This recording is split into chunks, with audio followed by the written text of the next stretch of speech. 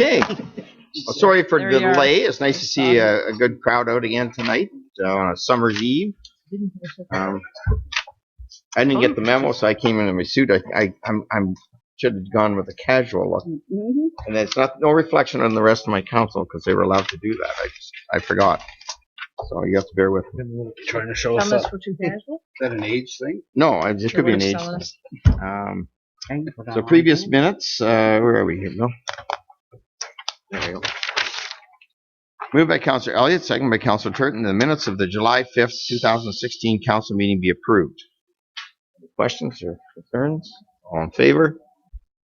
Carried. Okay.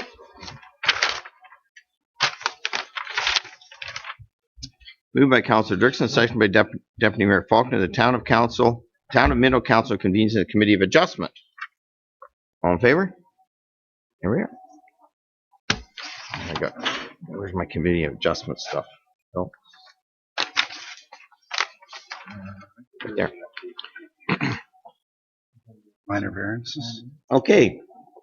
I'll call a public hearing to order and publicly state any decisions reached by the committee today cannot be used to set a precedent.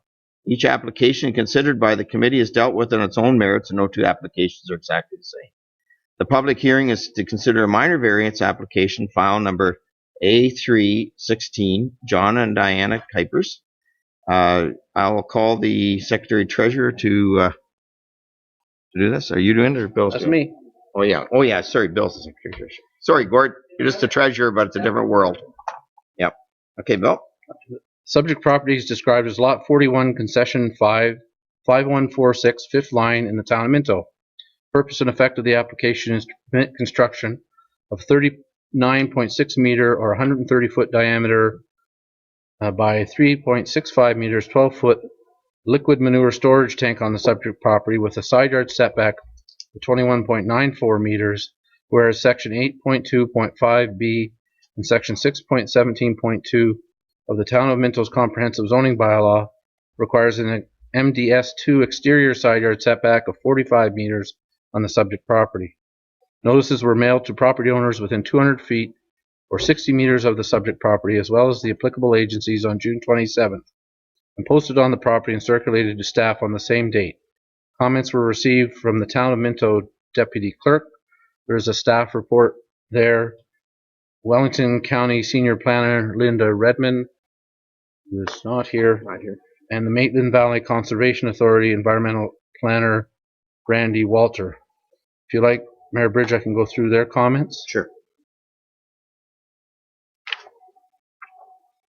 The Conservation Authority, as shown on the attached map, please note the manure storage tank is not proposed to be located within or adjacent to a significant natural heritage feature or hazard land. As such, the MVCA has no concern with regard to this proposed application.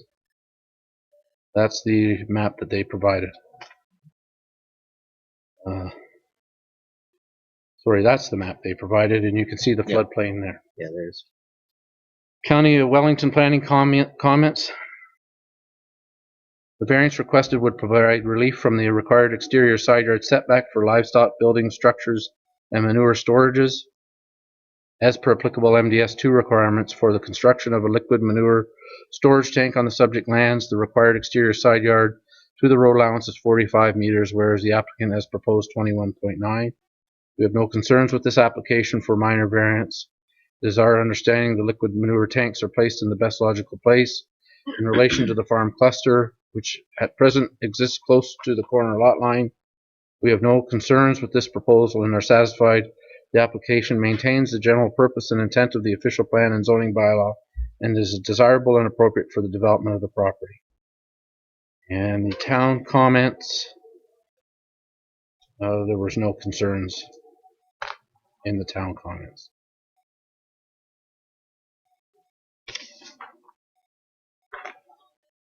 Back up to me. Eh? You all done yours? Yeah, so you're number 5. Yep. I'll call upon the applicant or agent for any comments. Should I come up there? Sure. Yes, please. Sit or stand? No, sit, and if you could use the mics, and we're on television and all that good stuff. That's all right. This is it. Your summer face. There you go. Another papers. Good evening, ladies and gentlemen. There's actually a twofold reason why we're asking for this variance. Number one, the way the buildings are situated, the only expansion we can move is to the north. So if we put the tank where the bylaws indicate, we'll block any further expansion on the barn. That's number one. Number two, we're trying to salvage as much land as we can. So by moving it closer to the road, we have less land basically chewed up by this manure tank. And that's kind of the two reasons why we're looking for this variance. Yep. Very good.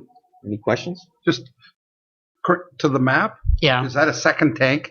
Yes. Yes, we have a Right. runoff tank beside it. Okay. And it will be staying there, and it will be used to catch the runoff because there's two sets of stable cleaners. One, the runoff Okay. goes into that Okay. tank, Makes and then the sense. new one will be taking out of the other stable cleaner. So they're not hooked in series or No, anything no, like they'll that? be Okay. separate Okay, tanks. thank you. Any other questions? No. Okay. Thank you. All right. Thank you. Request any person wish to speak to the application to come forward. Any question? Anybody want to rebuttal of the application? Anybody here in opposition? No. Okay. You guys all all your questions been asked. Okay. So Mayor Bridge, normally at this point, if there's no comments from the public, then I have somewhere two resolutions. Right. One would be to approve the application, and one is to deny the application. So which one would you like me to read? Maybe I think the get a approval. motion from the floor. Get a motion to approve the application. Councilor Dirksen, Councilor Caldwell, This all was in easy. favor? Okay. Want me to read what you approved, or are you good? No, I'm fine. If I may, Mayor Bridge, now that you've approved, I'll pass it around. If you could sign it with only those in favor of that decision. Right. You.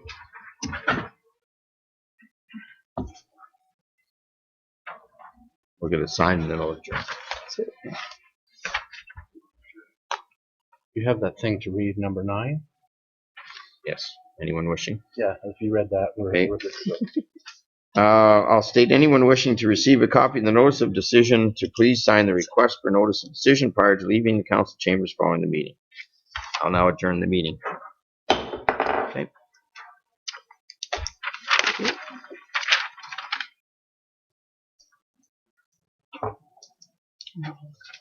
I'm the chair, so there you go. Sign it. Yeah, sign it. Very fun. Moved by Councilor Anderson, second by Councilor Elliott. The Town of Minto Committee of Adjustment convenes into the Committee of the Whole. All in favor? Good. All right. We have no public meeting. Delegations.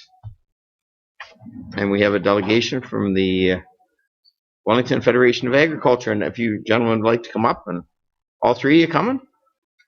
No? Putting Charles under the gun again. Thanks, Charles, for coming up. Okay. And welcome. Okay. I am Charles Weber, as I think most of you know, the director of the Wellington Federation of Agriculture. I represent the town of Minto on that organization. With me this evening, I have Gord Flowing, who is our past president of the Wellington Federation of Agriculture, and I have Gord Grant, who is our OFA field rep, who represents Waterloo, Wellington, and Dufferin counties. I notice you have up on the screen, everybody received this electronically. The Wellington Federation of Agriculture created a fast ag facts for Wellington and beyond, and that's what my presentation is going to be about. So if you just follow along with me, I'm not going to read this thing word for word. I'm just going to point out the odd thing and discuss a few things. Just as I before you go. start, Charles, I did say that I would not let you have as much time as Deputy Mayor Faulkner had put to the IPM plowing match, and he did about an hour. So Oh. I'm going to cut you back. But yeah, I hope I'm not we let an him hour. get ahead of us on that. So just feel comfortable, take as much time as you want, but you're not getting an hour. Okay, if I start rambling on, just let me know. All right. Okay. Okay. So I just started, and on inside of the first page, we have the executive of our organization is there for their contacts. just to let you know, we stand for the Wellington Federation of Agriculture, works closely with the Ontario Federation of Agriculture. WFA acts on behalf of over 1,300 OFA members in Wellington in the effort to make sure that farm voice is heard and that farming remains a vital part of our local economy. The next page goes on to about this in Ontario Federation of Agriculture, and it just discusses how it is made up and built. I'm not going to read through that. We have what we call PAC members, which from the Wellington Federation of Agriculture, which stands for Policy Advisory Council. They meet 4 times a year. We have one from the north and one from the south of Wellington County that are represented on that committee, and they take, policy or work with policies and direct the executive on the direction that the WFA should go. The thing I wanted to point out what the Wellington Federation of Agriculture has done in the past, and I spoke about it last June, is the templates that we are working on getting for the engineers to work with on when building roads and bridges and roundabouts that come about. We did put a resolution through to the Ontario Federation of Agriculture. It got passed last November, and the Ontario Federation of Agriculture has been working, I believe, with the Farm Equipment Dealership Association in trying to come up with a plan on how to get these templates to our engineers. So anyhow, that's ongoing. As well, the Wellington Federation of Agriculture has been working on for years dealing with gravel pits. And as you know, gravel pits are a big issue. Our focus right now is on working with the rehabilitation of gravel pits. I mean, yes, we're going to take it out of farm production, but getting it back into farm production and farm production that is at the productivity that it was when it was taken out. So these are resolutions that we have passed on to OFA, and we're looking for hopefully better plans in gravel pits. If you flip over to the next page, you'll see a pie with a hosting cow in the middle, and that is telling us what it costs to raise a cow over a period of a year. And it's interesting to look at that. It says $5,000 per year per dairy cow.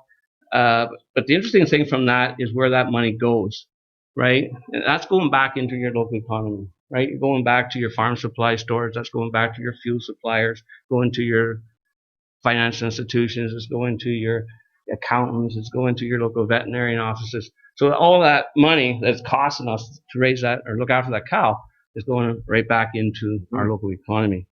I just wanted to make one point on the corn, and that's because George and I have talked about natural gas. I know he's been working on trying to get natural gas to rural Ontario. And it's interesting when you look at the corn costs and what it costs for drying, and if we could get natural gas into rural Ontario, that would reduce that cost tremendously for our corn producers.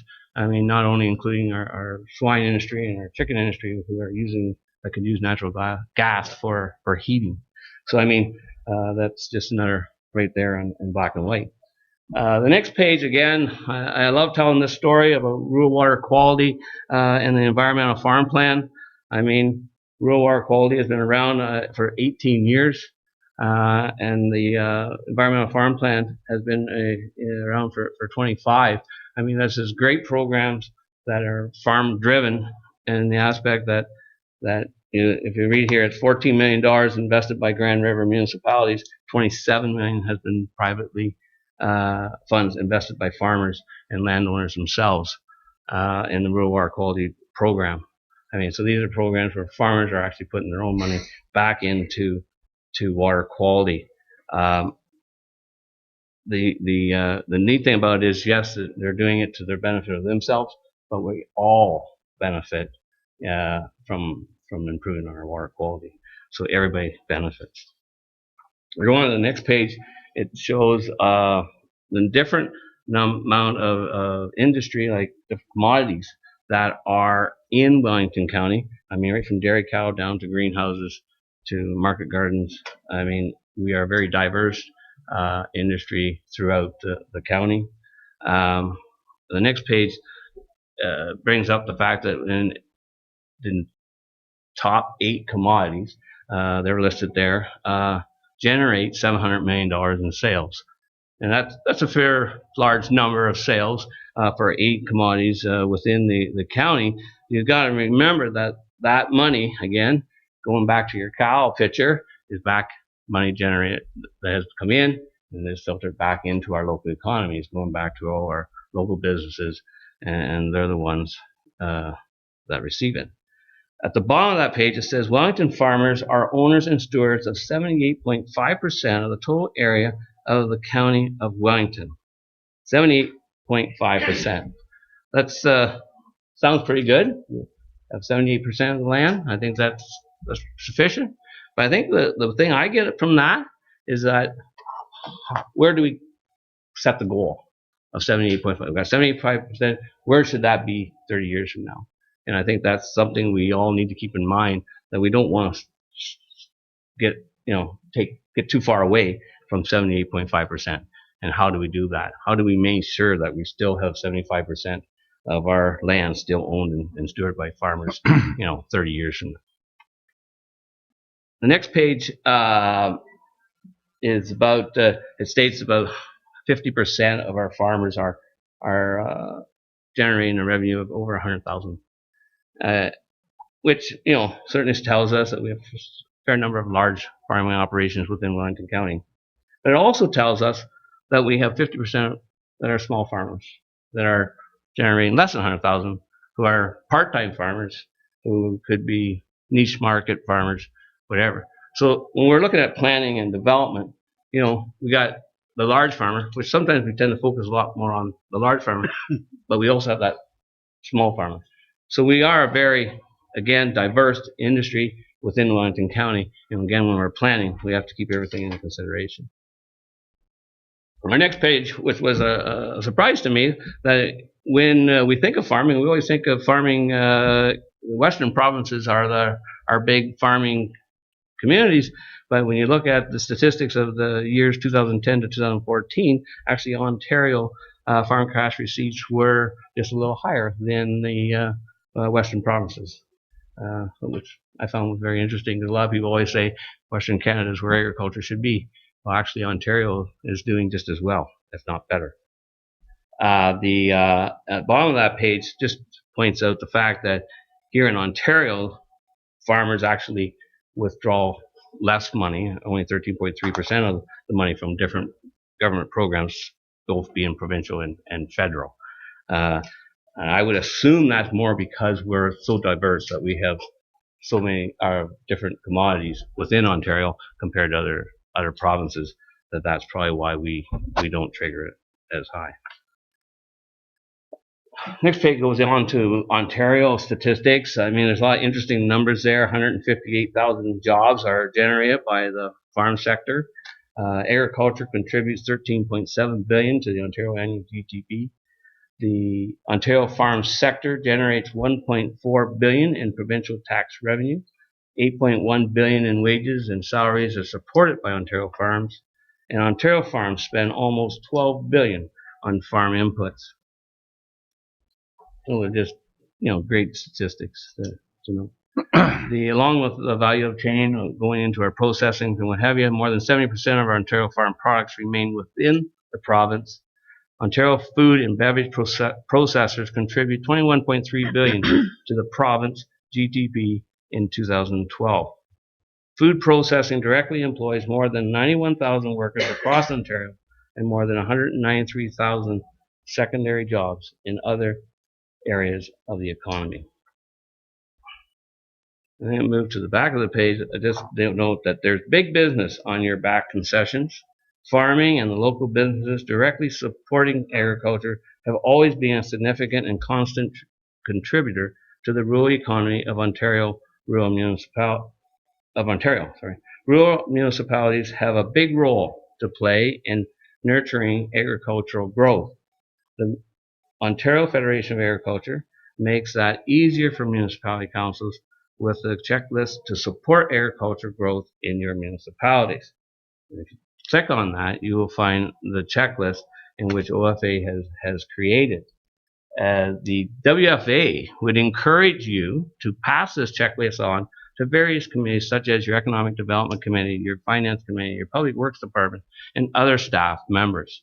Some of the points on the checklist you have already addressed in your strategic plan. As well, we would encourage your staff to use it as a tool to remind them the importance of agriculture and how they may be able to continue to protect agriculture. And I just want to make a little note on the fact that I was kind of part of the strategic planning when you guys did that, and we were at the train station. And I know the big part of the discussion was on trying to get young farmers into farming. I mean, that's been a concern. But I have to say that I think Minto, we have a lot of young farmers. If you drive through the community, there is a lot of young farmers that have come home, that have taken over their parents' farms. And as well, we have some new farmers that have come in and have started farming here in Minto. So, I mean, what role we played of that, but certainly we are seeing a change where young farmers are coming home. And as well, in the Ontario OFA's checklist, you'll note that it talks about development charges and excluding development charges from farm buildings. And I mean, in Minto here, we've had I would say in the last few years, a very, an increase in the number of farm buildings. I know there's been a few barns go up, there's been some expansions and some driving sheds being built. And I no doubt believe that's, without having development charges, makes it a lot easier for these farmers to go that direction. The Wellington Federation of Agriculture is ready to work with Wellington municipalities. Please take a look at the checklist, and if you have any questions or concerns, feel free to contact us. Working together, we can continue to protect agriculture in the town of Minto. And on that note, I want to thank you for giving us this opportunity to come make this presentation, and certainly I would answer any questions, or if anybody has questions later, feel free to contact us. Great. I think we'll take questions. As in I have one. Deputy Mayor Faulkner.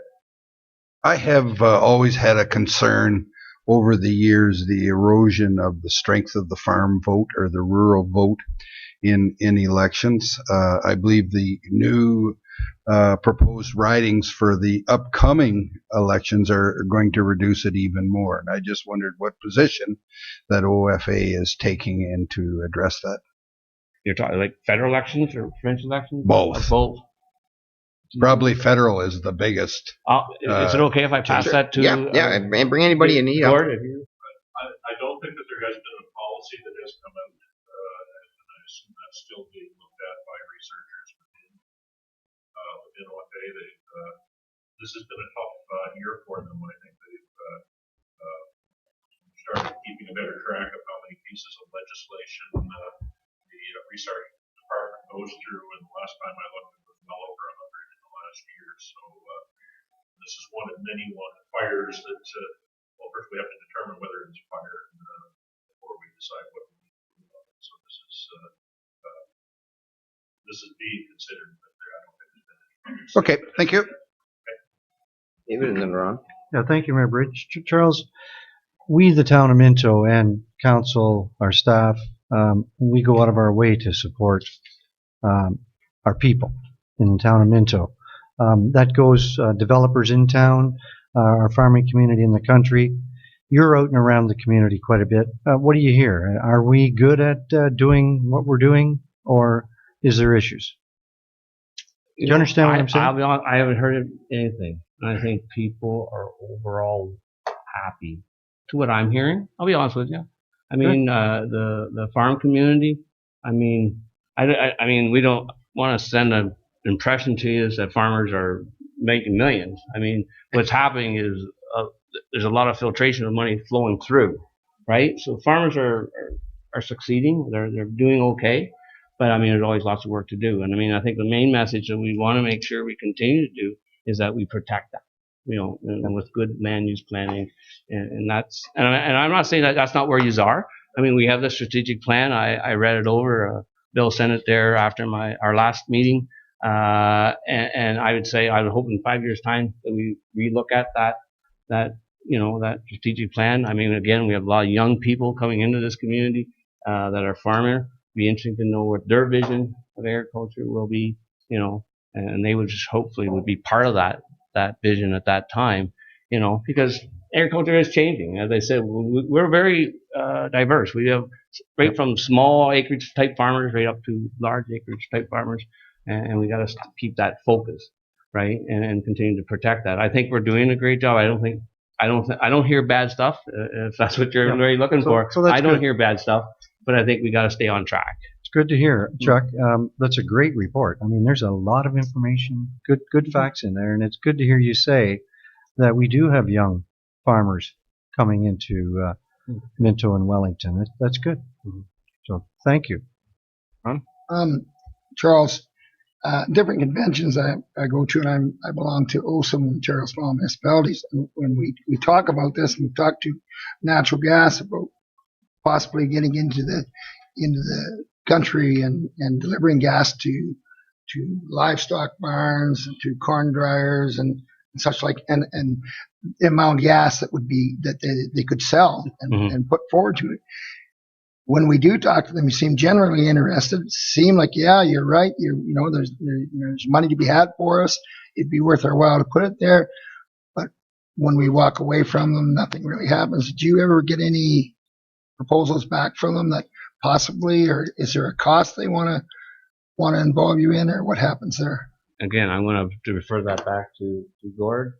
I'm sure you involved more in that. The province a couple of years ago announced projects to work on this, right? And there are some pilot projects getting off the ground. The key is to find an anchor, right? That's going to consume a lot of gas and then tie into that. So there are some projects that are just getting going now, even though that was announced, I think, back at the time of the provincial election, right? And again, it has to be a joint collaboration with Union Gas or Enbridge, depending on what area you're in, and finding that a sufficient anchor that's going to more pulling a large line out and then tying into that. And there will be cost as well to individuals. There's always that big bite that you have to take to get it from where, if you do have the line and then down the laneway to where you're going to use it. And what they had been proposing some things to sort of make that more workable. You understand that it's going to cost more to do it on the back concession than it is going to run down, one of the streets in Harrison. So it does necessarily have to be somewhat more expensive, but we're hoping the government will provide some incentive there. They were saying that you'd have to go to a pumping station, and from that pumping station pump out or something like that. No, by an anchor, I mean you have a big user, right, that will warrant taking that line further down, right, and of sufficient size. The best story I have heard is one of the founders of Blackberry lives out in the countryside, and he wanted to enjoy some natural gas, so he had a line put in. And a lot of entrepreneurial people also between him and that line. By the time they had joined in for all their shops that you might find in and around the barn, the pipeline was almost not big enough, right? So there is a lot of potential industry that can be spun from this. Absolutely. And I just want to follow up on a couple things, and great presentation, Charles. And this information is very timely because I'm meeting with the Deputy Premier tomorrow, St. Mary's. There's 9 of us, I believe. So it'll be Mapleton, Wellington North, and Minto and the Perth, the mayors and all the Perth. So we have an open forum for an hour and a half with her, and hopefully there's a few things that I'm bringing to the table.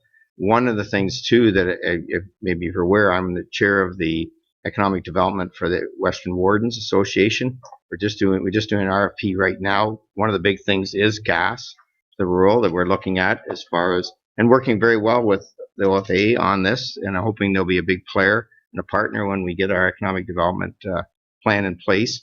Rural connection for internet as well.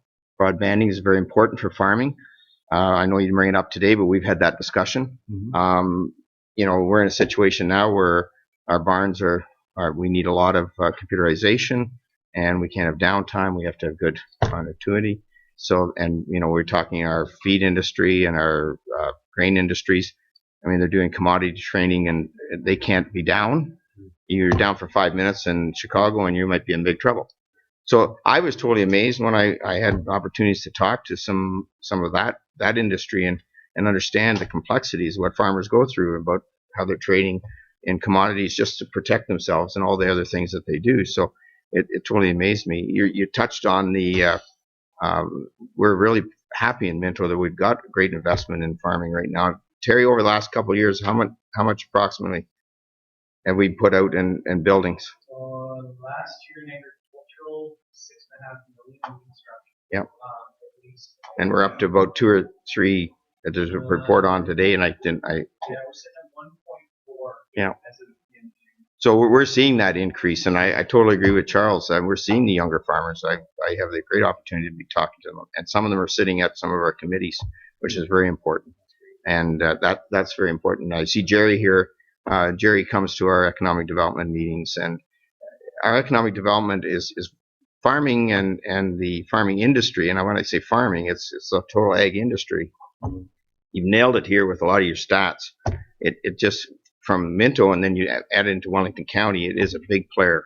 And in Wellington County, we certainly know that. We do our BR&E business retention, and we had the Federation do it with us, and we got some good feedback. So we'll continue that. I think this communication is really good, and I'm glad you're able to come and do this once a year. And if you ever need us more than that, let us know. But we and Deputy Mayor Faulkner's talking about it. We have to really, and we talk about the rural lands all the time, and I know we talk about it at Roma, and we talk about it at Olson and all this stuff, but it's up to us and the rural communities to keep pressuring that rural lands. We have great commodities, we have great products, and we have great low-cost food, but unfortunately it's kind of gone on the backs of us in the rural communities, and we've got to get the cities to understand they got to participate in that. And we may never get back the old system where they paid it all, but we can work on a lot of little things that we can look at and making sure that we get the infrastructure we need. And we're starting, in fairness, the government has started to, both the federal and provincial governments have started to come up with infrastructure. We need to have the good roads to get the farm products to our things. We need the bridges fixed and all the other stuff. We're starting to see some of that coming back. So I don't want to just throw it at them all the time. I mean, I think they are listening, but they definitely need to listen on the gas thing. And that's a big scary thing for me right now. And we're going to be talking more about it. We'll be talking further at AMO and through the economic development that we're going to drive on the Western Wardens. We got 16 counties, and if you add the independent cities in there, the Londons and the Windsors of the world, 3 million people living this side of GTA. We got to make sure that voice is heard. And the Premier told us a year ago that we hear it from you guys, but fragmented. We needed some solid voices, so we need to all get playing together and working with it. So we'll come back. This is great stats. I'll use these. It's very important to have this. Thanks very much. Any other questions? Thank you. Oh, sorry, Mary Lou? No, I was just going to comment on, thank you very much for the excellent report. I found some of the stats fascinating. I really enjoyed reading it and really gave you a feel for how large agriculture is in our community and in our county. And I just wondered how, if these stats are getting out to the people, if other than municipalities and public meetings, how are you advertising these stats? Because they are fascinating. Back to you, Gordon. Many of the stats, particularly the province-wide ones, go out in a newsletter to MPPs across the province. A lot of those graphics were borrowed from that publication. So certainly at a political level, but I'm talking more a residential level. Like I'm hoping that our good reporters here tonight will report on 1 or 2 of the stats. But it is very interesting to realize that there's over $7 million of revenue in Wellington County through agriculture. And I'm wondering how someone in rural Minto would, or not rural, but downtown, rural Minto would know those stats. Well, a lot of rural papers also carry the OFA's commentary. Yep. Okay. So a lot of these statistics will show up as that. The Wellington Advertiser does a good spread, and But this is what tonight is too. I mean, the nice thing about this is we're online to. You'll see it on ours, and it'll go to Whiteman's picked up, so Whiteman's will see it. So we do have a following. It's pretty scary, but we do have a following. So there will be some benefit from you being here as well, Charles, for that. Thank you very much. Thank you. Okay. Thank you Thank very you. much. Thanks for coming.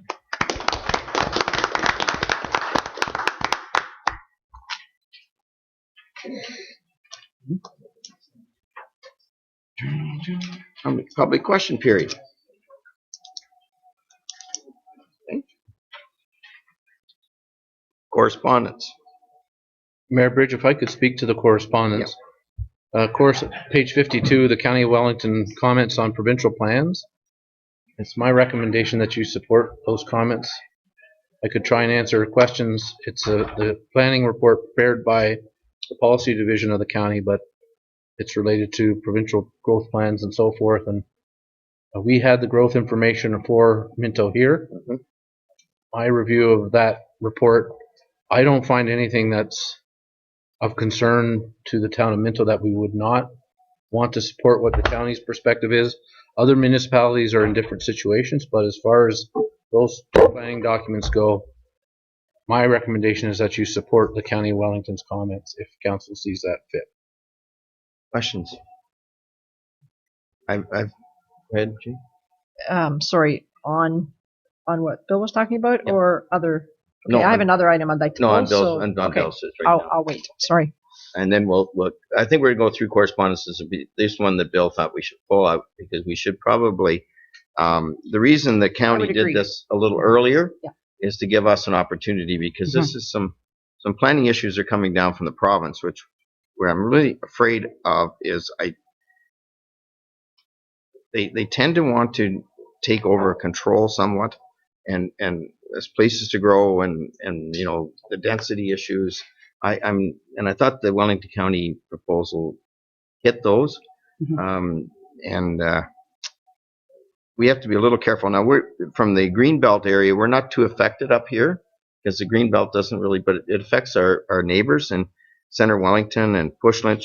So some of those situations, if some of the Greenbelt happened to go the way they were looking at it, and we don't report back, Pushlinch wouldn't be able to develop anything. Again, it goes back to it's nice that the cities keep letting us know that we should protect all our lands, and I thought Wellington County does a great job. They've got good stewardship of the land. We have the Green Legacy program. We have a lot of economic environmental programs.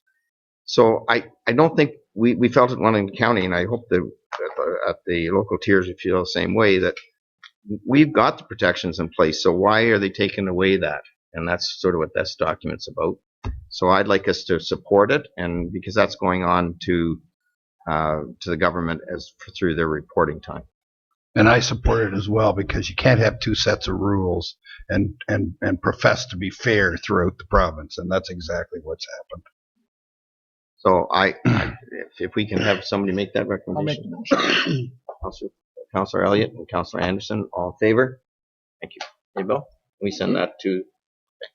And now, do you want to pull one out, Judy, that you have? Well, I was just wondering about the note from Mark McKenzie. Yeah. I was wondering, would it be possible to have him come in? I don't know anybody that knows more about that issue than he does, but point of order, I don't know what we have to do to reconsider it. Because we would kind of be reconsidering it if we asked him to come in. And I concur with Judy. I was concerned when I saw his letter. He obviously feels very strongly about this. I was pretty confident. I made the motion last week because I feel that we can't enforce it. It's a Ministry of Resource issue, and that was pretty clear. And his letter was somewhat contradictory in that point where it said it can be enforced, and then it said people have the right to report themselves, and they do. If they see somebody on their property, they can report. So I'm thinking, and that's what we were making the point of in our discussion. So I don't know if he watched our discussion about the point, but I felt bad that it was Mark, that he's been on council, and he obviously is disappointed in our decision. And I'm going, I don't know if we need to revisit it. So, okay. Well, he's very knowledgeable about it. And I'll reiterate what I said last meeting. It's trespassing on anybody's property is a found committing offense. You can report it all you like, but if the person is gone, there's absolutely zero you can do about it. Right, and I took note of that in my reading of it. I thought there's not much we can do, but I don't know what the rest of council feels about it.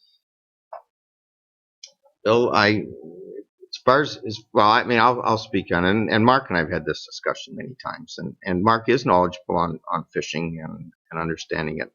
I just feel, and in fact, I supported it the last time. The reason I don't support it this time is that we found out that really we have no ability to stop it, and we don't. So I would rather put the pressure on if it gets bad again, and it hasn't been bad, to be honest with you. I don't know. I haven't talked to Mark recently. I think the last time I talked to him, he saw the guys out there once or something this year. I haven't seen him at all, and I drive a lot of the back roads. But before, when this came up in the first council, when Mark brought it up, it was rampant. Like, they were out there all the time. And that we had the guy out at Tivadale. I think he had his headquarters there, and he's not there anymore. I think the bait fishing industry has kind of gone a little bit south because of the fact that you can't transport bait like you used to be able to. So I don't think the pressure's there. In fact, we even talked about whether, because the actual license at one time that's only $300. We even explored the fact that maybe we could buy the license. So that way, again, nobody would have a license to be here to do it. Right.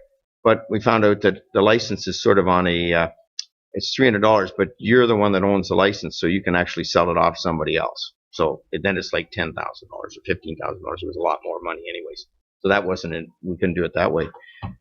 I mean, we can have Mark back here again. I know how passionate he is on it, but to be honest with you, I don't see how we can enforce it. And when you can't enforce a bylaw, I think we had to put ownership back onto the ministry and say, if we do have the thing again, get people to start reporting, get on them, and force it that way. We've had it a couple times at the table, and when we went back to the lawyer last time and asked him if he can strengthen the bylaw, that was sort of why we had this. Like, you can't. Right. And so there again, we run into that problem. So, and I know Mark has a different opinion on that, and I don't think we're going to change his mind on it, but I know from what we've been hearing, we can't do it. And again, I was a big supporter. I even had it go out to other municipalities, and they looked at it. Mm-hmm. But I think what's happened now is that this is kind of what's happened. Nobody can force it. Yeah. And I concur with the idea that there's no point having a bylaw we cannot enforce, because I think it then undermines all of our other bylaws. If you have some bylaws that aren't being enforced because it's impossible to enforce them, then it takes away the merit of all the rest of them, which is why I made the motion. I just felt bad, so I didn't know if we send a personal response to Mark and just say, here's our rationale, or I don't know. I did feel badly. So, Mayor Bridge, I did send the council's resolution to Mark, and I have talked to him over the years, I guess, on this issue, and I kind of tend to feel like the mayor does in this case. I'm not sure we can or need to change Mark's mind, but personally and professionally, I don't feel like that bylaw protects the ecosystem in any way, really. And as much as I would much rather do things that do. Right. I don't think that bylaw does, and I think we, as a staff, brought our comments to you in a way that explained our position on it. I have no problem with Mark coming back if you felt like you could get new information from him, but I think maybe we ought to have the lawyer here too, and maybe Terry come up and talk about why they said exactly what they said in the report. And honestly, I would much rather find some other way of directing our energies to help protect our river ecosystems with trees for Minto or something else. I think we'll do far more benefit that way than trespass bylaw on bait fishing. And I know Mark and like Mark, and I feel I could say that to him, but we just feel that the bylaw and the signs weren't achieving what we think, that weren't achieving anything that wasn't already addressed already. There's no issue and no more calls, and not really a problem, and continuing to have a bylaw that we weren't enforcing and that should be enforced in a better way. I'd rather direct our resources some other way to help bait fishing if that's a problem. what's everybody else's thoughts on that? agree with what's been said. I really don't think you'll change Mark's idea on it. I've been around for quite a while, and I mean, Mark pretty well spearheaded the project, and we all know that that we have no teeth. So If council wants to pull that particular correspondence and ask that Mr. McKenzie be invited to a future council meeting, then you could entertain a motion on that, or just Yeah, a motion I was to gonna receive say. the rest. But you want to do a motion, Judy, or? I'd like to comment on that before you do. Just if my theory is we've made a decision, and unless there's evidence or a good argument to the contrary, I think it's silly to spend more time on it. But that doesn't mean we can have a motion. Oh, feel free. Motion, then we'll. Did you want to put a motion out, or do you? I guess the line in Mark's letter that kind of got me was the very last one. Like, it sounds like other municipalities and provinces do have this in place, and if they do, then how are they handling it? I don't know whether I went back and I read the report, but I wasn't sure that was really covered too much. Can Terry maybe So- if you want to have Terry give you a little bit of an idea, if Sure. he did some follow up, because I think we did. Terry wasn't here when we did this, so yeah. When we passed the original bylaw? No, when we appealed the. Okay. In researching the bylaw to begin with, I only found 2 other municipalities who have it. Not saying there's not more out there. It was just 2 that I found. And when I did talk to them, no one's doing anything in terms of enforcement for it. The position that they have, M&R has, and my opinion as well, is it's regulated by the province. They keep track of numbers, what's being caught in what area, what the ecosystem is doing, and they grant the licenses and what they can harvest based on that. So having us supersede their bylaw to prohibit a certain activity that they're licensing, honestly, I don't believe it would ever stand up in court for a trespass charge. That help? Okay. I looked at that too, and I couldn't remember. I knew there was a couple that we sent Mhm. supported us, but Yes. I didn't know how many actually Right. are running one. Anything else? Did you want to? No. I just had the letter from Quinty West about the taxation of impact on campgrounds. Not so much campgrounds per se, but the business of small businesses with less than 5 employees. And I don't know if that applies to all small businesses, but being a community that has a large number of small businesses that may have less than 5, I didn't know if it was something we wanted to pay any attention to or In not. fact, we were going to pull that one. Just Okay. because You you can if you want, because Gord has got some information helping. Yeah, on like that. I'm just, 'Cause it's a bit- it resonated with me. I'm going, we got Yeah. lots of businesses with less it's than kind of 5 a employees. it's kind of a weird little. Mhm. Yeah. And I didn't know whether it's just specific to campgrounds Yep. or is it all small businesses? Yeah.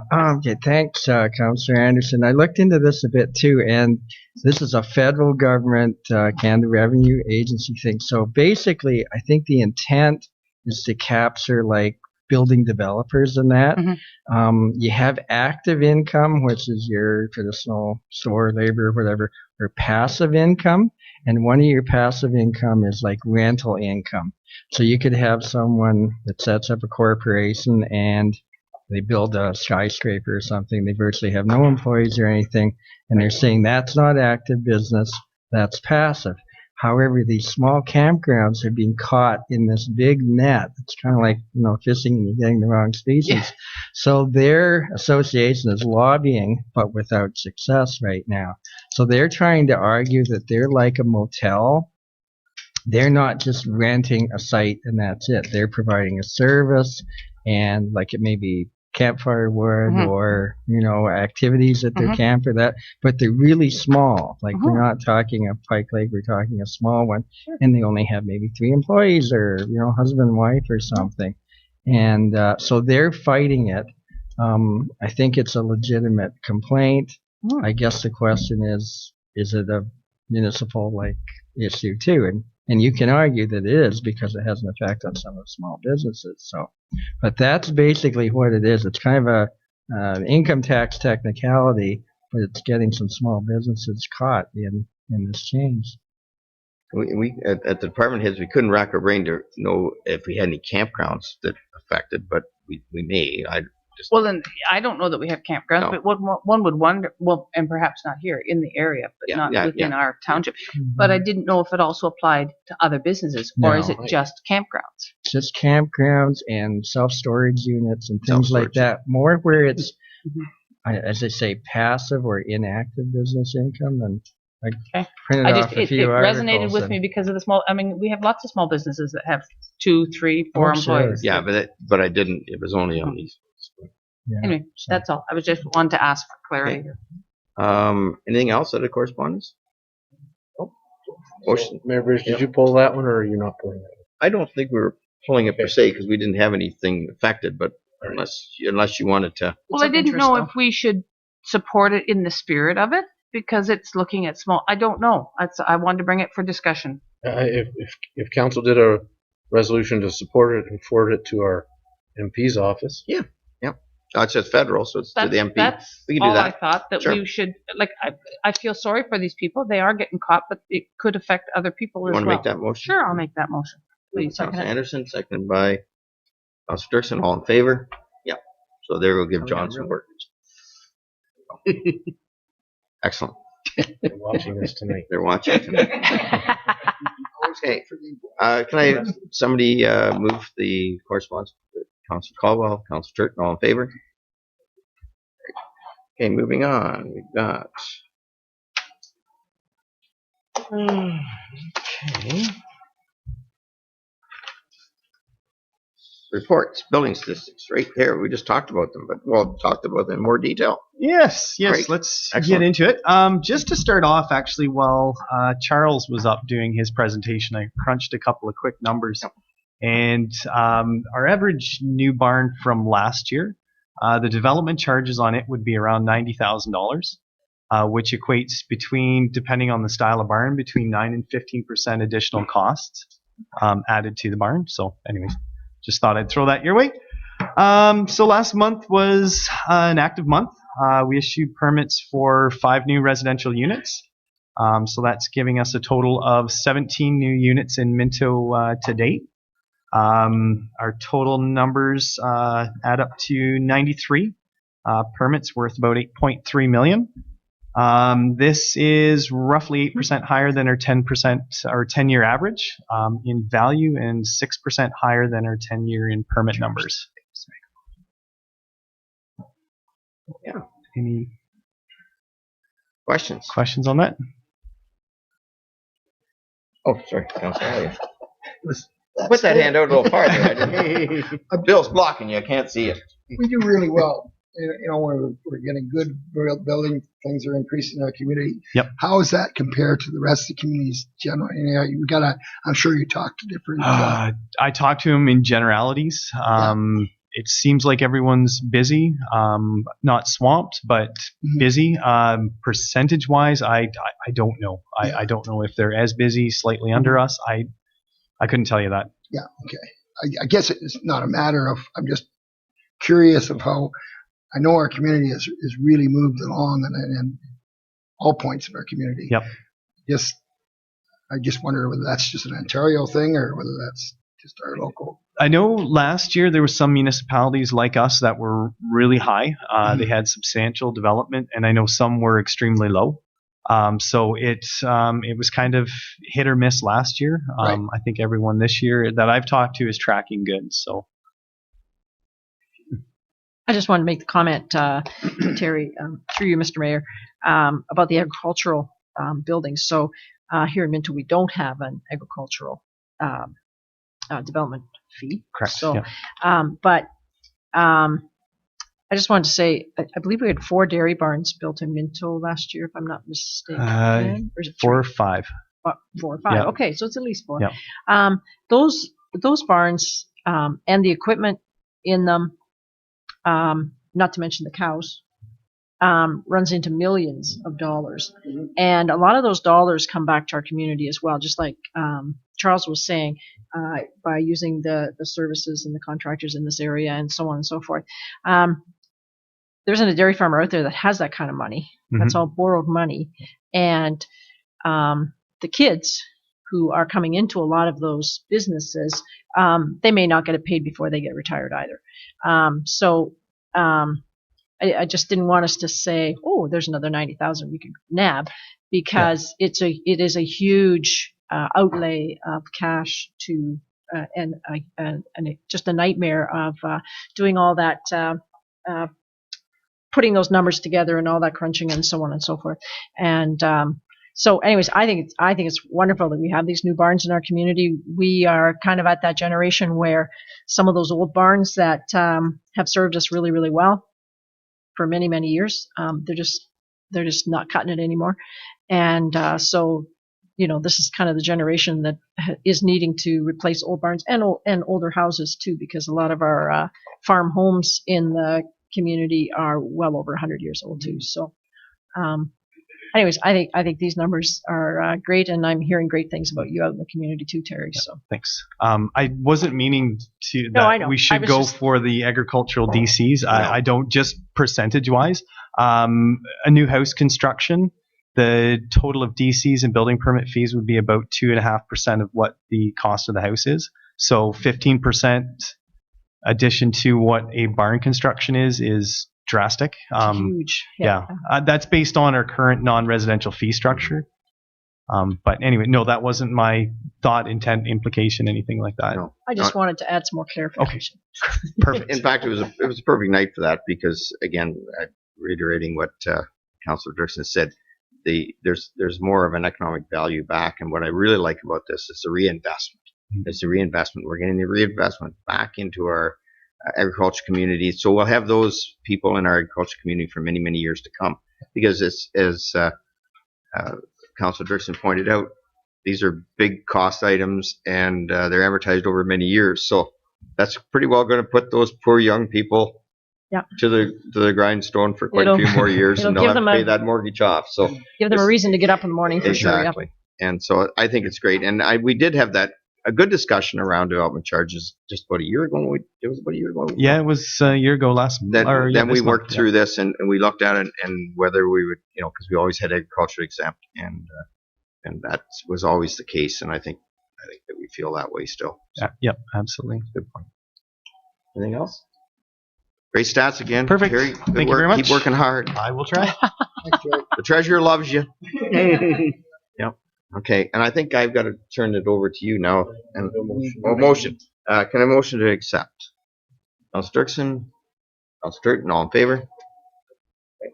And I've got a conflict in this next one, which I declared in the other room. So I will give the chair over to the deputy mayor. I'll go back to sit back here in the relaxing seat. Okay.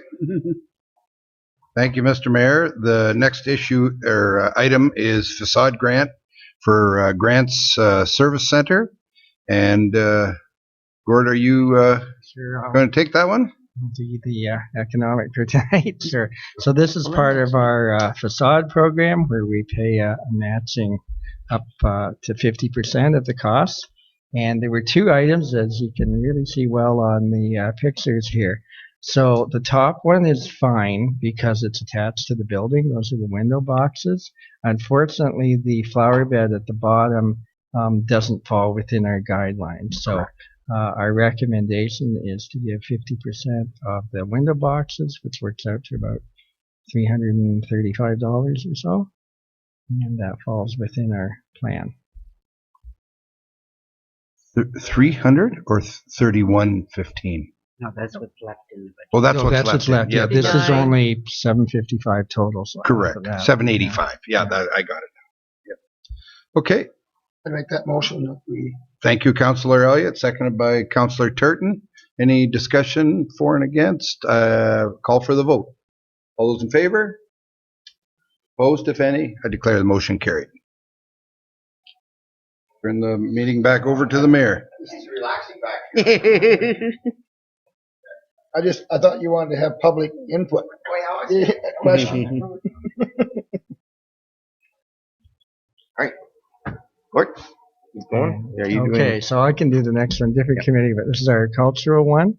So we set a budget of $2,500 for, I guess, enhancing certain community events. These are mostly events that were going on anyway, or we're trying to improve them. And I know it's been a high priority of this council to try and reinvigorate the handcar races because it's something unique to Minto.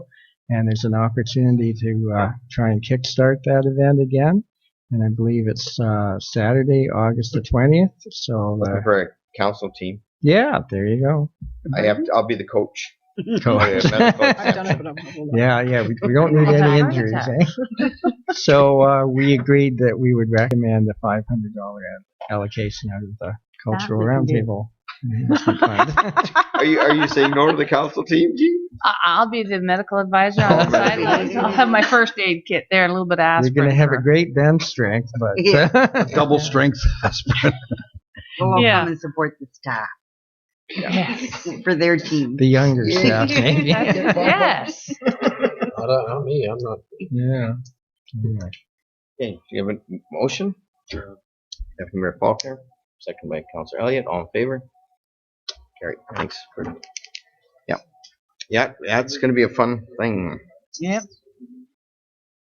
And it's your up now, Bill, with your. Thank you, Mayor Bridge. I have Oh yeah. one person in the audience here to support the initiative on cards. So unless she wants to sit through my 4 other reports, can we move the card one Oh. up first? Yeah, I guess you could. She might choose to Where's that one? stay, but I doubt it. It'll take a lot of clicks here to get back there. Oh, Judy, you're messing up with clicks. Which one is it you want to do? I'm sorry. Mayor Bridge, the one on the Wesley Bates. Oh, okay. Which? The last CEO, number 7. Number 7, right? 7. Yeah, there it is. Okay. Okay, I'm having Good, a little good, trouble good. getting mine up here, but Page 90. There you go. there we go. Good. Arrived. Thank you, Mayor Bridge. We all know about the event coming in late September. The event, the unnamed And event.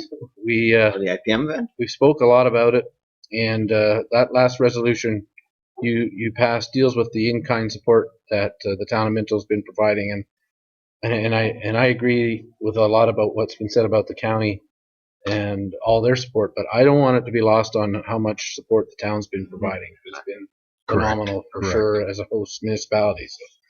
And I'm sure we all know about the economic benefits of the IPM.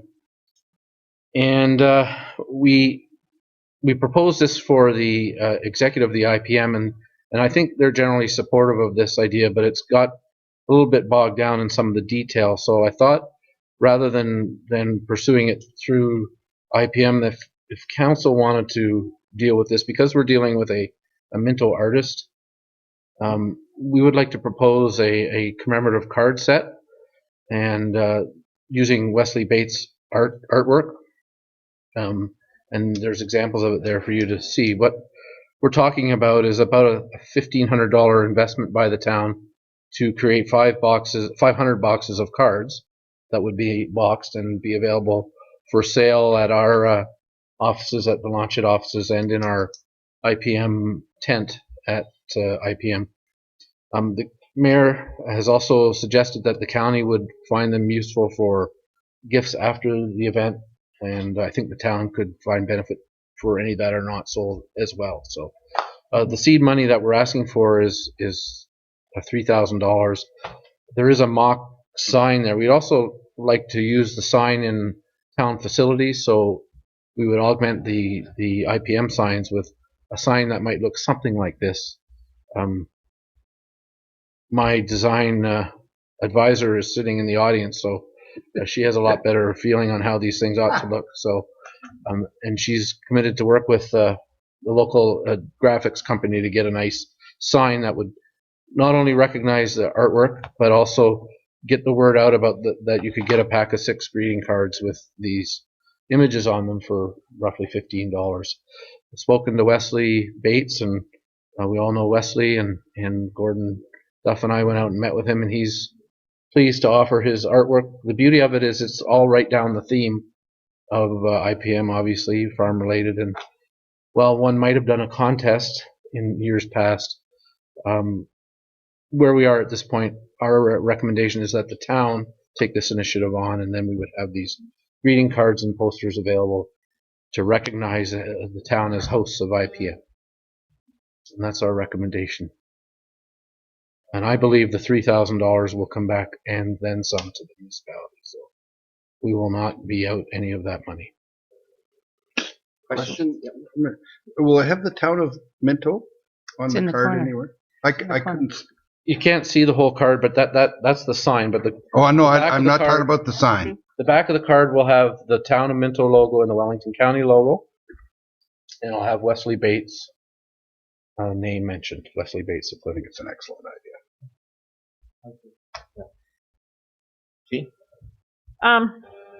So just a couple things that kind of hit me when I was going through this.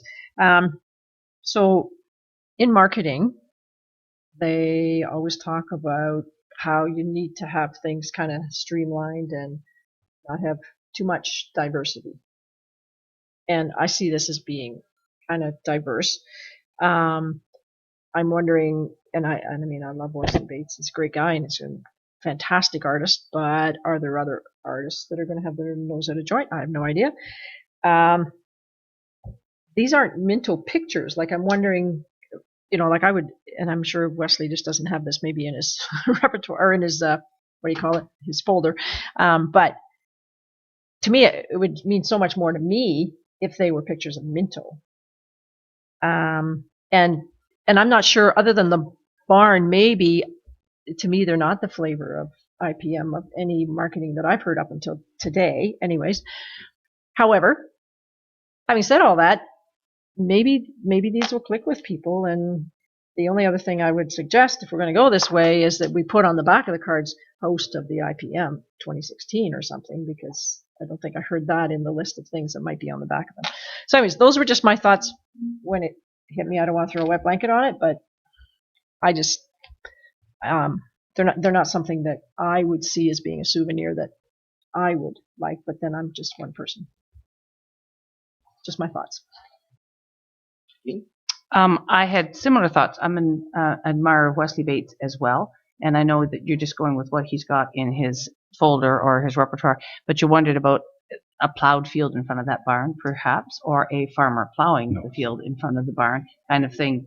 And I'm a great lover of roosters. I love the rooster card particularly, but it really doesn't tell me anything about the IPM. Just I like roosters, so I would get them just because I have a thing about roosters. But so I share some of the sentiments that Judy has as well. That they don't say IPM to me. I think it's a great idea, and I doubt that there'd be time to have Wesley create something different, depending how quickly he can put something together. Some artists are quicker than others at that sort of thing. But the same thing, it's a horse, but the IPM, you'd expect to see a horse plowing or pulling a plow, or it's just a horse. It's not a Minto horse per se, so I agree. It doesn't resonate that it's IPM. You would not immediately identify it. But they are beautiful pictures. Not to take anything away from Wesley. I just wonder the same thing, that are they reflective? And I guess I keep thinking about the IPM, and the IPM is trying to turn a corner a little bit here too. It's called the IPM and Rural Expo. Right. And I think we get caught up with everything has to have plowing in it. We've got a lot of farmers don't even plow anymore, really. Well, that's for sure. Oh, Tons of- absolutely. Yeah, absolutely. So I think we have to understand that, in my mind, and what we're really pushing at the county level with our showcase, and we're pushing, is the whole agricultural business out there, the whole thing. So I'm not too concerned about it being a plow or something, because I don't think these are meant to be IPM. I could see this as being a nice card that I would send out from the town because of the rural connection and the fact that it is Wesley Bates. But to tie it in, and I understand where Councillor Dirkson's talking about, if you do a marketing campaign, you want to have it, and that's why I think it kind of sort of didn't fit necessarily with the souvenirs that were being sold there. But I don't see why this wouldn't be a good. And the county looks for these things. I know Yana, she looks for this type of thing when she does a personal back. Yeah. Thank you for your kind support and everything. So I could see them using some of these cards on that basis. Well, I think they'd sell. Yeah, and I think that would be at. And that's why I'm not too hung up about it being a plow or whatever. These are probably what Wesley has at the moment available in his repertoire. I don't see there's. I didn't check that, Bill, but is that right? Yeah, That's what it says. Yeah. I think they're colorful, colored images. He has quite a large portfolio. Portfolio. And he has That's the word. and he has some black and white carving type that we've looked at them, Gordon and Terry and I, and we felt that the color of these, and as the mayor said, the rural aspect, not necessarily IPM, and I think you're hitting on some of the feelings that were expressed by some, that it's kind of in the eye of the beholder as to whether you like or don't like, or feel that they represent or don't represent. So we feel that they do. I think they're going to be very attractive. I think it should say, recognize that Town of Minto is the host, and I think we can make sure that's on there, and that way they're commemorative on the basis that they're commemorative cards on the basis of us being the host. And while they could be Minto shots, agreed they're probably not, but and there just isn't time to do a contest. That's all there is to it. So and so I guess this was the next best thing. There are a number of local artists, musicians that will be at the event, so I wouldn't want anyone to think that local art isn't being recognized, but we felt that this was a nice way of recognizing one of our main artists at essentially very little cost to the municipality. Ron, and then Thank you. Through you, Mayor Bridge, I truly like the idea.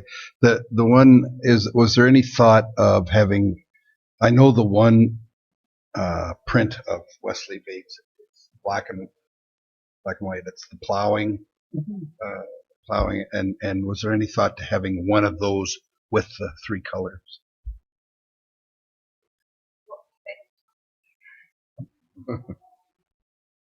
We That's looked my in, we looked into the ink block, which is really nice. But in order to make those things look right, as far as a card goes, it would take a very high grade paper, like a heavy linen paper, to make it look right. And we did, because we got some prototypes and just regular print that would be cost effective, where we could do this. Makes sense. Yeah, it just didn't look right. And so to mix it, to me, either you would go with the ink block, which is really pretty, and there is some plowing features in those, or you would go with the color. And so we came up with the 2, and 2 because those look nice. The colors popped. It went with the Farming and Rural Expo theme, and it looked nice. Those came out nice on the paper that is cost effective. Good, thank you. other questions? Recommendation. I have a mover and a seconder. I'm so moved. Elliott, Council Turton. All in favor? Opposed?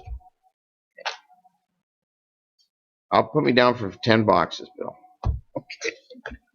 I mean my Christmas. Christmas cards. Can I put just Christmas on them, or can I work out something up? I don't know if I want the rooster that many times. I don't want the rooster. Anyway, but okay. Now, are you all right? Are you going back?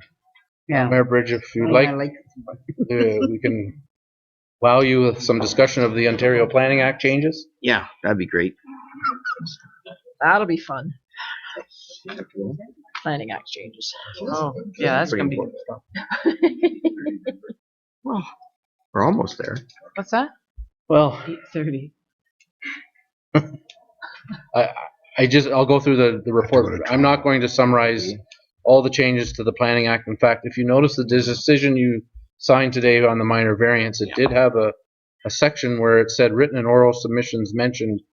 You have to mention the impact of the decision, the written comments you now receive have on your decision. So I don't know if you noticed that when you sign that, but that is now a section on there. But essentially what's happened here is, as of July 1st, there are probably 60 amendments to the Planning Act that impact how we do our business day to day.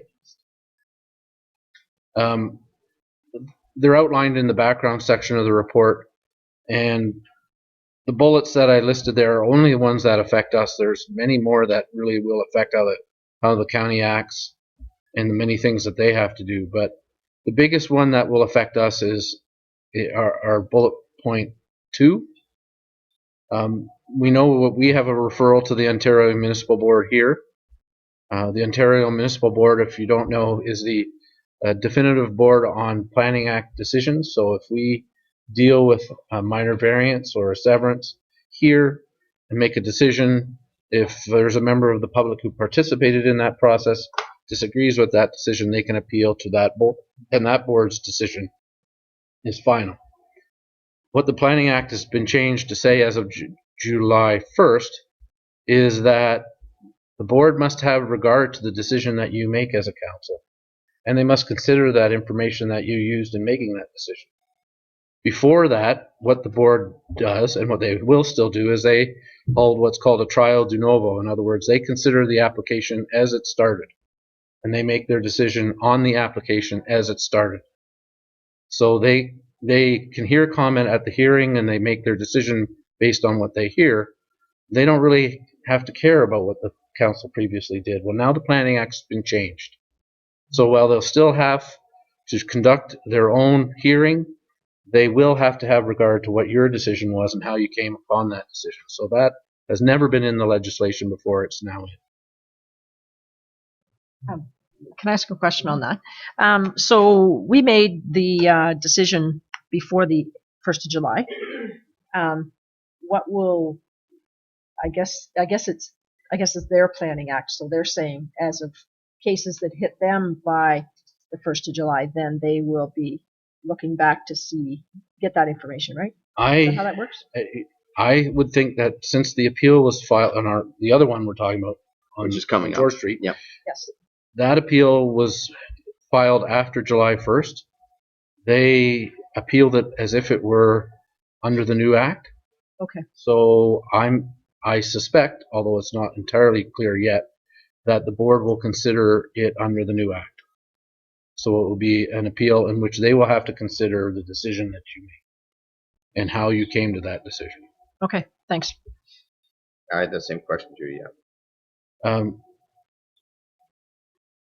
The second one I mentioned already is that when we adopt a zoning change or a minor variance, we will now have to have a brief explanation of the effect, if any, that written and oral submissions that we received had on that decision. So today we had one that we made a decision on. I don't know what impact those written comments had for you, but I just put in that the comments were in favor of the decision. So, but now every planning decision that's made all across Ontario will have to have that put in it. There are also some things in the documents about growth and others that no longer are appealable to the Ontario Municipal Board, and that's interesting, and I don't know where that puts some of the appeals that are flying around the county here on green belts and growth and all that. I don't know where that'll put them, but from here on in, if something's in the Places to Grow Act and the Greater Golden Horseshoe Plan, and a local municipality is trying to implement that, you cannot appeal that to the board anymore. If there is an appeal based on provincial policy or official plan compliance, I told you this was going to be fun. You have to put, if you're appealing to the OMB, you have to put reasons in that appeal as to how it's not consistent with that policy. What that means is if you don't put those reasons in and you do appeal on those basis, your appeal could be thrown out. So again, what they're trying to strengthen is if municipalities are enforcing provincial policy and their own official plan when they're making their decisions, it's not going to be so easy to try and overturn those things before the board. The final bullet point on page 1 is that we can select alternative to conflict resolution, and if we select mediation or arbitration, that changes all the timeframes under the Planning Act, so municipalities could stretch things out in order to try and solve things before they go to a board hearing.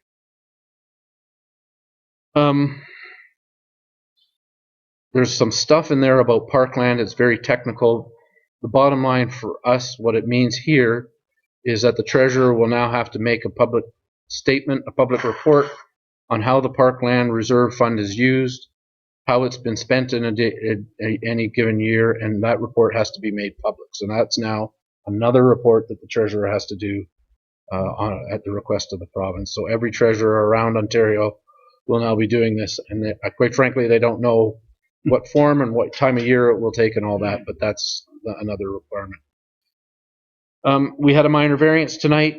you heard me read what the county said you must look at, whether it's minor, desirable for the appropriate development, maintain the intent and purpose of the official plan, etc. Actually, you could make up more criteria to consider variances if you wished and put them in your official plan. That's essentially the changes that are in the Act. I outlined the 7 that really affect us the most. We've been through it as a staff and figured out where we need to change things on our giving notice and so forth. And I think we're in a good position to be in compliance. I'm not sure where other municipalities are on it. Hopefully they're all paying attention to this. But I just brought it forward so you were aware that they're out there, that it might impact on some things that may go to the Ontario Municipal Board, and that the staff are accommodating those changes. Ron? Bill, I think we've been fairly thorough on how we report such things that come out of the public meetings anyway. So this is going to generate a lot of different what your staff and this council does leave maybe a little more involvement in, especially with our treasurer maybe. But other than that, I think we've always been on top of that. If I may, through you, Mayor Bridger, I think so. It was just rather daunting when you looked at the Act and the Planning Act, and as of July 1st, almost every section was changed. So, yeah. But the changes, when you got through them all, were relatively minor as far as our day-to-day business goes. But I think you make a good point, Bill. We have the privilege, the fact that we're lucky that you are a planner by trade.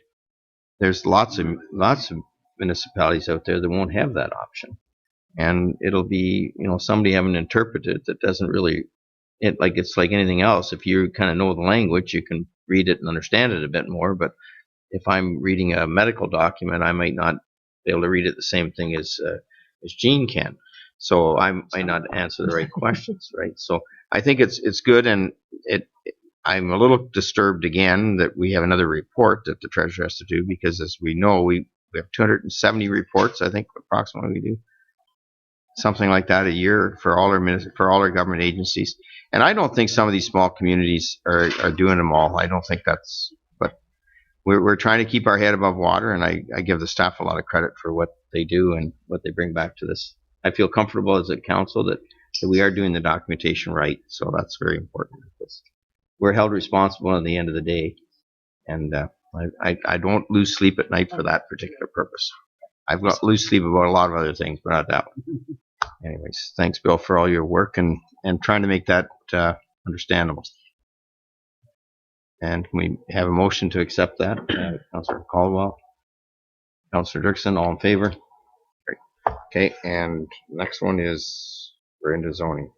So just to advise council, we did receive an appeal on the George Street Townhouse rezoning.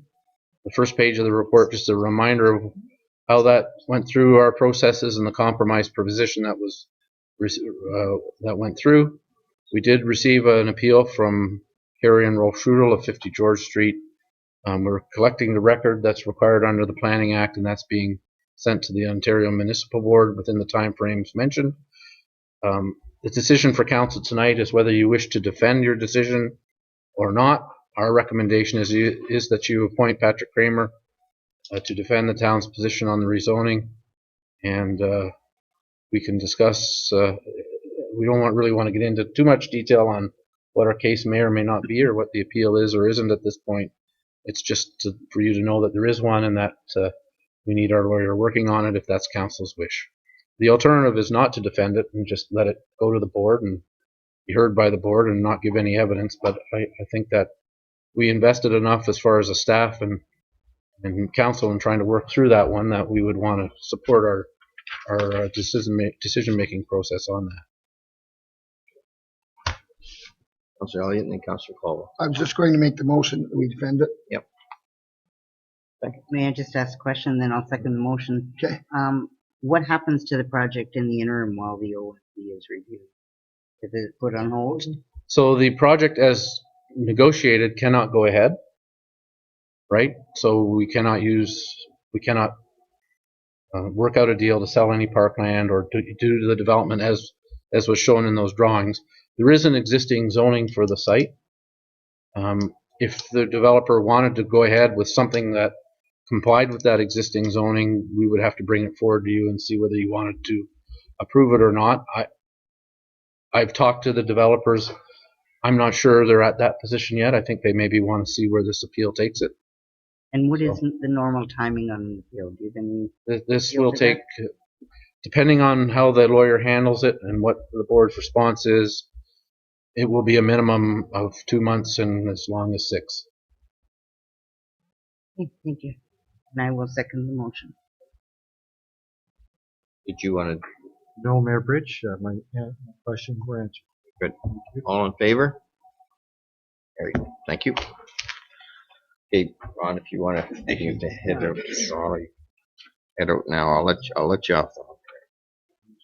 No speeding, no, just no. Mayor Bridge, this is my last report on the solar installations. Fit 4, I can't remember if it was this council or the previous council that applied to under Fit. I think it was previous. Yes. But I know the previous one started, definitely applied at least once, possibly twice. Yeah.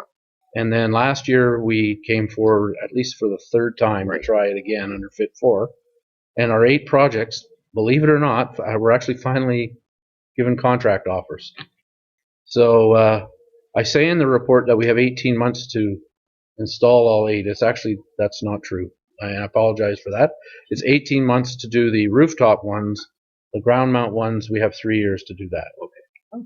So we have a little bit of time, but not too much. And I know our providers have been through our buildings with their engineers, so we know we need that report in terms of roof-mounted things, what that's going to do to our roofs. And also the other thing that's been very, very important to this council before is firefighting capabilities, that we want to make sure that those things are addressed so that there is a reasonable way of dealing with a fire on these facilities if one were to happen. So I know in department heads, when the fire chief was there, he needs to see what the technology would be on these. So that will be part of our review process.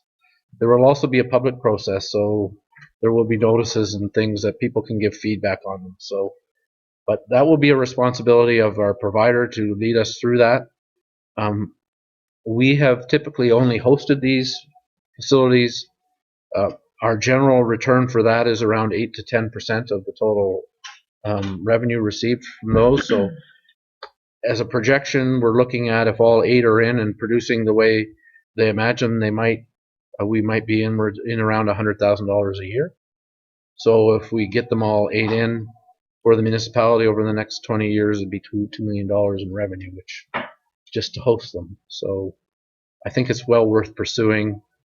I think it does our part for green energy.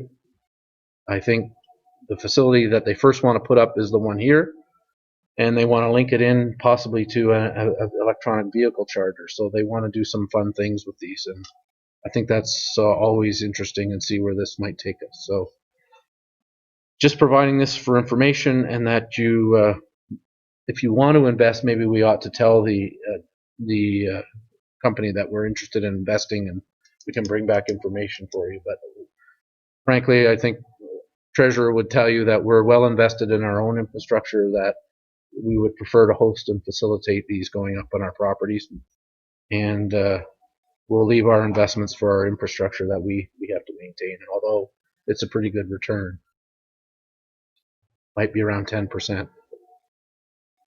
Okay. All right.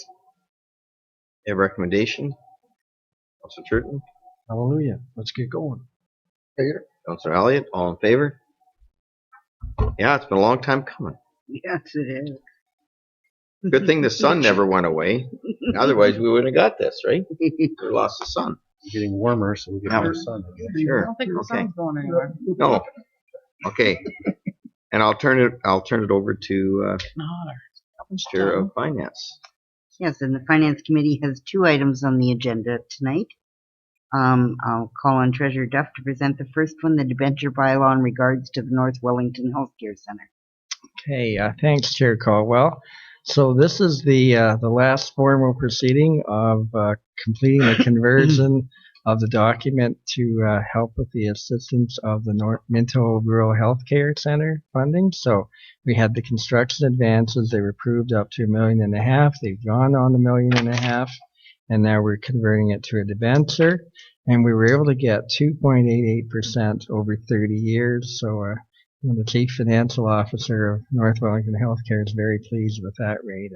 It's better than when we looked actually, about 6 weeks ago, and I think all the turmoil in the world, it's actually had a benefit in this case. 30-year guarantee.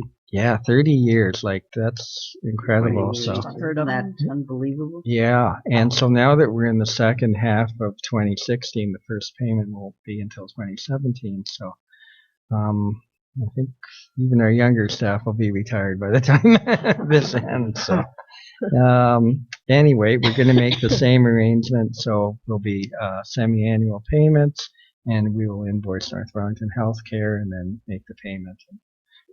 Again, the cause is it is $1.5 million on our credit line, so that's, I guess, the downside from our side. So Once again, as a reminder, there's no cash flow issue to exactly. the Minto. Yeah. They pay us, we pay the payment. Right. Correct? Yeah, and that's worked well. It's just been interest only for the last 9 months or so, but it's been fine. Is there any questions? Yes, Councillor So there are Anderson. no concerns about that amount being on the credit line? Because I know we talked about this earlier and we've done that. I didn't realize it was going to be a 30-year loan down the road. I don't know whether that was part of the discussion or not, but it is a lengthy term. I'm amazed that the interest rate is locked in for 30 years. I had some concerns about that, but okay. Yeah. Just any issues with it being that amount It's just on the something credit that line? you should be aware of. So it will impinge a bit, and it'll come down, as you say, quite slowly. It's a very long term. It is, yes. It's certainly. But we never even come close to our borrowing guidelines. No, especially in better maybe. low environment. Well, Gene, I guess and Gordon, I would probably we lose sleep, and I'm sure sort through you, I'd lose sleep if, and Councillor Caldwell would too, if we went near that guideline that we have. Yeah. Because I wouldn't be able to sleep at night, even though we're allowed that much debt. I just wouldn't. So that's the only cause in there too. But take pills for that. I take pills for that. Yeah. And the Pine Medical Center for you. Are there any other questions?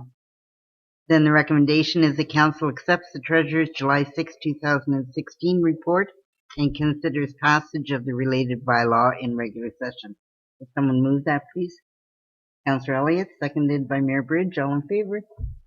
And the motion is passed. And the second item on the agenda is approval of accounts.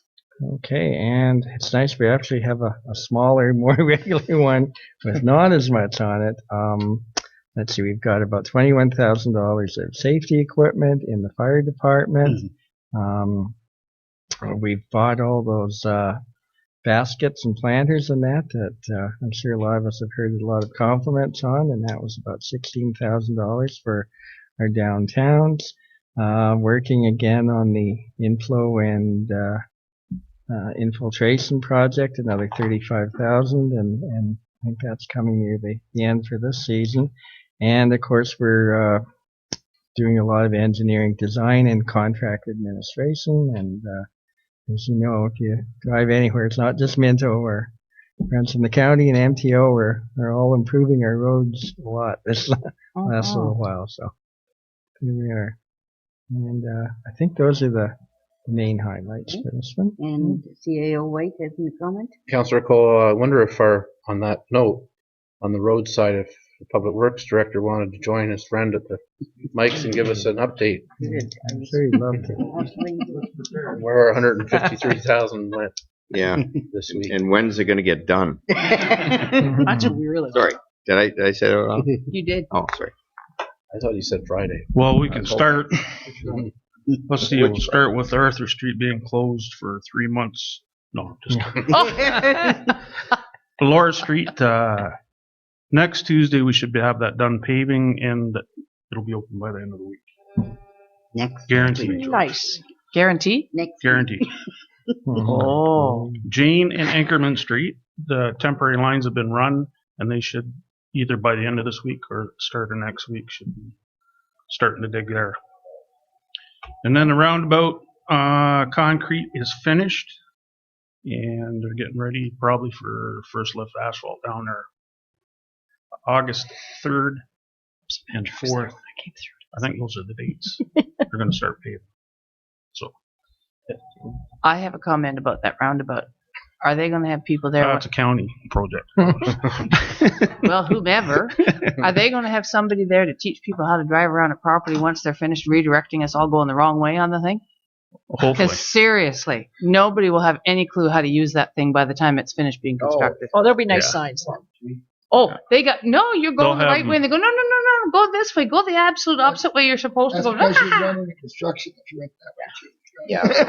I ran into construction before I got there. Gene, the county did produce a video. There's a video online that you can find out how to do it, go through as a car or go through as a I understand that, but they're telling them all to go the wrong way. And so and nobody, just take note in case we need to build up the fines for the police department, just have them parked there on a Friday evening once the construction people have gone, because nobody pays any attention to the stop sign. It's a three-way stop. It's not a roundabout yet. They don't pay any attention to the stop sign. Well, I know they're making it into a semi-roundabout. I mean, I've been there. Okay, it's like the ones you read on the road that say how to drive a roundabout, www. whatever, 50 meters ahead. So they want us to do that while we're driving. Anyway, I'm just Actually, saying. Councillor Anderson, if you want, Yes. I can talk to Dave Anderson. He can give you a training lesson. Have you ever You're seen going him around. drive a roundabout? Just a suggestion. You better start training him first. Mayor Bridge, or Councillor Colwell, sorry, I appreciate the comments on the roundabout. I guess the one project that you had authorized here that, and I know we're sneaking it in the financial side, but the additional pavement for Aurora Street, we wanted to do at the same time as we did the other. But the problem with that is, when we got to the contractor, is there would be fresh asphalt and the detour would affect it. So I don't know if you could explain why we had to change the timing. Okay, we're going to go with after the long weekend in August, due to the fact that when you mill and pave, because it's only one lift asphalt and you get the trucks turning on that, it just ruins the integrity of that asphalt. So if we did it while they were still in the detour, it would ruin the asphalt we just put in. So yep. Thought was we would better to wait until the road's open, and then it will be one day it will be basically done. And two-way traffic will be maintained at that time. Two-way traffic will be yes, maintained? definitely. And but it's a one day thing. You've been through them where they've got one side is they're doing it, the other side. I've done a lot through them lately. Yep. Good news, Brian. That's all my That questions. is good news. It is ahead of schedule, I must say. It's about over a week ahead. Week ahead of schedule. Yep. So. Sorry to slip that in, but David, are you going to talk about the roundabout? If that's the case, I'm going to let you. You need a microphone. They can't. Yes, you need a microphone. They won't be able to hear you. Okay, thank you.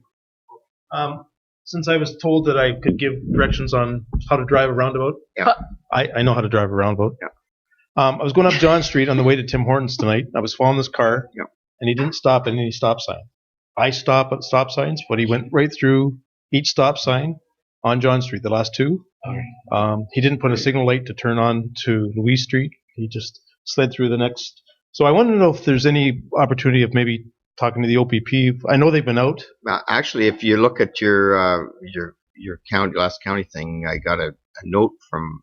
They've been watching John Street, and they've got the list of all the offenses and the stop signs. They got 23 people on stop signs. They've been out because and I've been told that. Yeah, but you just got behind somebody that you could do a citizen's arrest. Well, I did call in. With their plate number because I was right behind them. Yeah. But I agree. I mean, there's people out there that don't stop, and Gene's right about the stop signs at the roundabout. They're not stopping. They just kind of cruise through them. Sure. So I just. No. No. Gene was here. Thanks for that. Thank you. But they have been checking that for us. I work in a merge. I stop at stop signs. Really? Yeah. Sorry. Is there any additional questions? Then Bill's messing us up here. that's quite all right. I was actually going to be my question too, so I thank CAO White for asking it. The recommendation is that the Council of the Town of Minto receives the Treasurer's report and approves the Town of Minto accounts by department for June and July 2016. Councillor Dirksen, Councillor Anderson, all in favor? The motion is passed, and I pass the chair back to Mayor Britton. And I forgot to even ask if any businesses closed. There's no businesses closed. I have something, Oh, sir. sorry, Judy had one, and you have one. Ron's gone, so. Ron's gone, so we're good. I have one. Okay, sorry about that. I didn't ask before, but fine. Go ahead, Judy. So I just wanted to celebrate some more kids in Minto. The Hairston Ambassador of the Fair pageant was held on July the 8th. Town of Minto's contestant, Quinn Wilson, was the successful candidate, and so she will be the 2016-2017 Hairston Minto Ambassador of the Fair. Ambassador of the Fair, sorry. And the junior ambassador is Victoria Howe. Now, that was on Friday evening, July 8th. On Saturday evening, July 9th, there was some pretty exciting things happened too. That was the Miss Midwest pageant, and all of the local reigning ambassadors can go to that contest. Sorry, if they're female. Yes. Anyways, I just wanted to say that Minto's contestants did extremely well. The winner of the Miss Midwest contest was the 2015-2016 Hairston Minto Egg Society's ambassador, and that's Jordan Scholten. The runner-up was Palmerston Egg Society's 2015-2016 ambassador of the fair, who is Amber Johnson.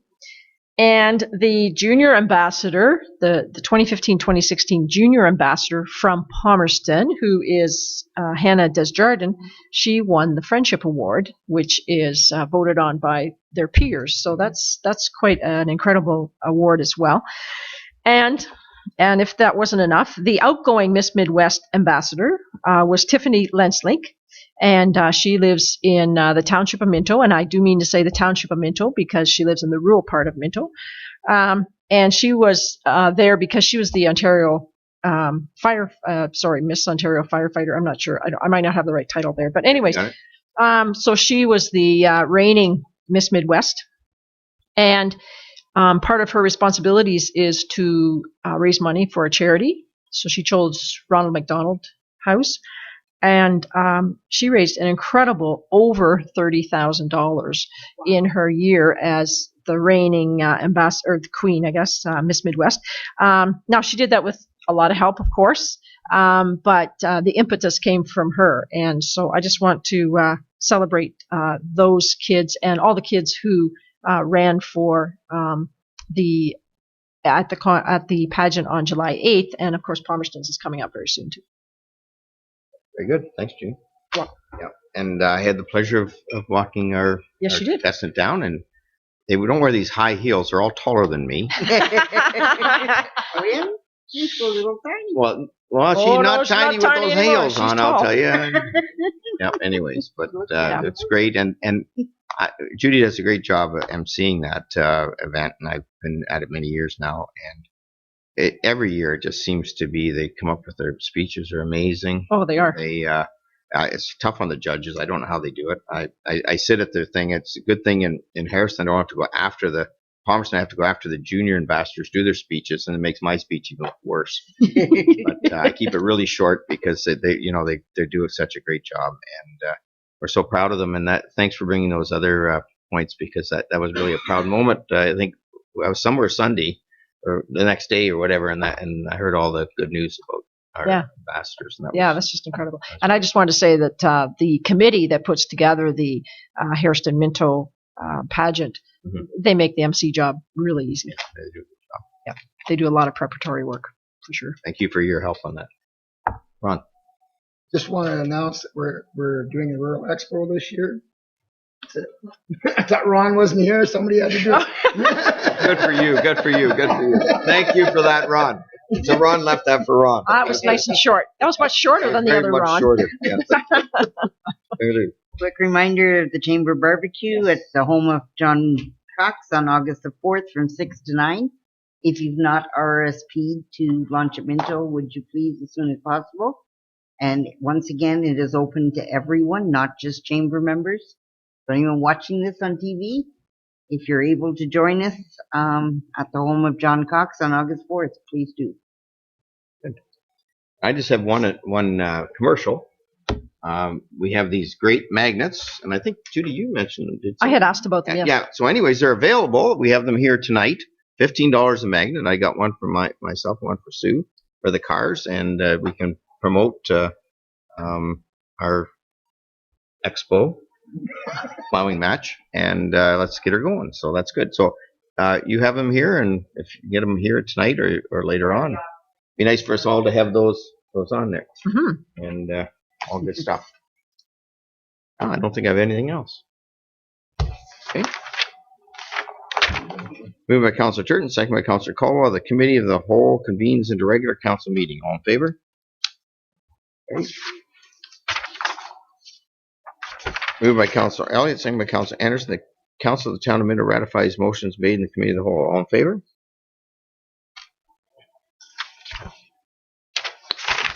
Moved by Councilor Dirksen, second by Councilor Caldwell, that the bylaw number 2016-60 authorize the borrowing upon serial debentures in the principal amount of $1.5 million towards the cost of construction of the Minto Rural Health Center be introduced and read first, second, and third time.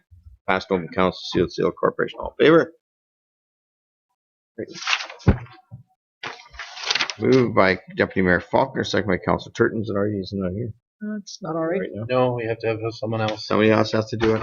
Someone The other Ron. Ron Elliott. No, ER, it is. Oh, good. It's good for the rest of you. Ron has a curfew. He can't stay out after 8:30. Moved by Councilor Elliott, second by Councilor Turton.